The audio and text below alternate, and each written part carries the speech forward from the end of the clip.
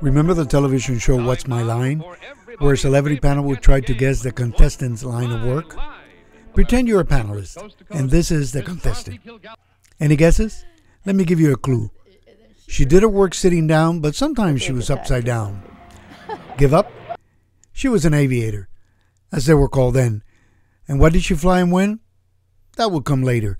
Let's meet Violet Cowden from Huntington Beach. I used to watch the hawks fly, and they would go way up high and they'd soar around in the clouds, and then they'd zoom down, pick up a little chicken. And I thought, oh, if I could only do that. That must be so wonderful just to soar down like that. The little girl kept the dream alive until years later she happened to accompany her girlfriend to an airport. I thought, well, I don't have any money, but if I quit buying clothes, I would have money for flying. So this day that we were sitting there watching her boyfriend shoot landings, I just couldn't stand it. So I went up to Clyde Ice. He was a barnstormer. At the time, he was 47 years old, and I thought he was an old guy. And I went up to Clyde, and I said, Clyde, I would like to learn to fly. He said, come on. He said, I think you'll make a damn good flyer. So that was my first half hour that I had. And when I had that, I was hooked. I knew that that's what I wanted to do.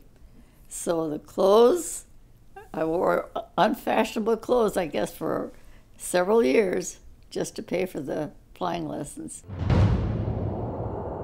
On the day that Pearl Harbor was attacked, I was ready to go to Sunday school. So on Monday, I sent a wire to Washington, D.C. I told him that I had my private pilot's license, that I'd like to serve my country.